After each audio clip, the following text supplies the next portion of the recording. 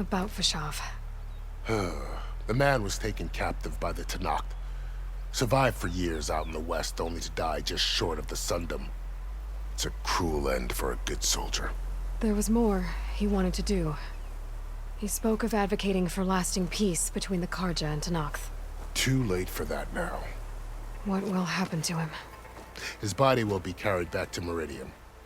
As a cousin of the Sun King, he will be accorded official rights and buried with honor. No soldier could ask for more. It's too bad about Nazar and Wadis. At least Nozar went down fighting. As for the Sun Priest, well, no one deserves to go out that way. I'll make sure they're given proper funeral rites. It's the least I can do. Do you think the Karja will take action against Regalla? Seems like you'd have common ground with the Tenakth. An expedition of the Karja army into the west could be taken as the start of another invasion. Sun King Avad won't risk it. That said, we can't allow ourselves to be caught unaware by an attack like that again.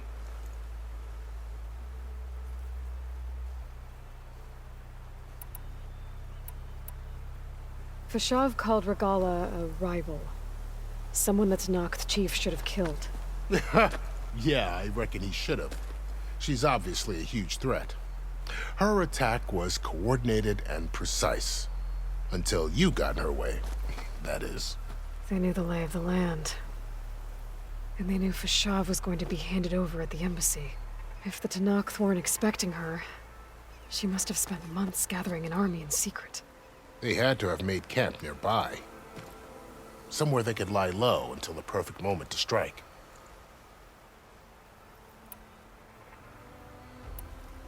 You mentioned the Utaru tribe. Their lands are between here and the Tenakth further west? That's right. Plainsong is their home. They're a peaceful bunch, at least compared to the Tenakth. More taken to farming than fighting. It's hard to imagine a bunch of farmers surviving in the Forbidden West. Make no mistake, they have a fierceness all their own. When the Karja were pushed back during the Red Raids, their warriors chased ours through the burning fields of Plainsong. The Sun King has made several overtures of peace to them as well, but so far, they've declined. If they're so peaceful, why decline? Don't know. I heard they have their own troubles to deal with. Something about a food shortage. You'd think that'd make them open to trade, but no. They just want to be left alone. You said the Tenakth lands are far to the west.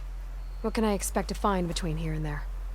Well, as I mentioned, you've got a stretch of wilderness known as No Man's Land, and then New Taru farmlands. Past that are the Tenakth. Their territory is split into 3 clans: Desert, Lowland, and Sky. Right. I saw their banners at the embassy.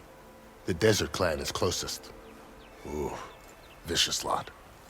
Where everyone else sees an inhospitable wasteland, they see a challenge to dominate.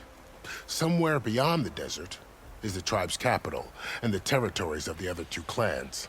You don't sound certain. I've only heard the stories. During the Red Raids, the Karja army tried to push into Tenakth territory, but the United Clans rose up against them, forced them all the way back to the Daunt. So no one except the Tenakth really know what's beyond the desert. Maybe the scholars do, back in Meridian. All those scrolls have to be filled with something, right?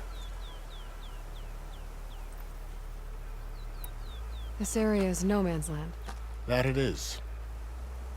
The Tenakth used to attack anyone past Barren Light on sight, but after Avad overthrew the Mad Sun King, he reached out to the other tribes to offer reconciliation.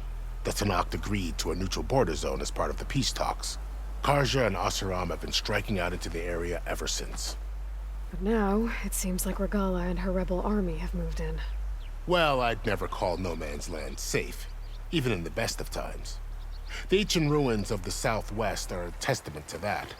Remnants of some forgotten war.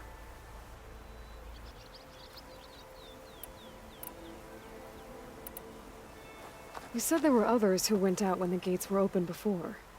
Like who? Well, in addition to the salvagers that just went through, there were a couple of other parties of Oseram delvers. Even saw 2 Karja scholars trekking southwest with an Oseram crew. Not sure if they're exceptionally brave or just foolhardy.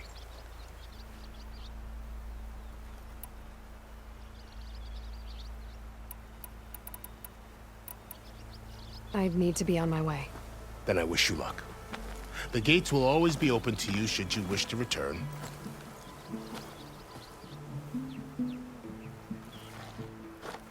And don't worry about your friends. We'll get them patched up.